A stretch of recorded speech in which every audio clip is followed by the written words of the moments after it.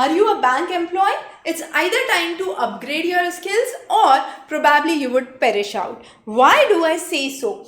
Probably you might be aware that years back a lot of people, thousands of people, if not lakhs, were involved in check clearing. Interstate, within state, a lot of check clearing activities used to take place. But of recent, we have seen the trend for check clearing is declining. Why? Because UPI or digital payment methods have become a common method.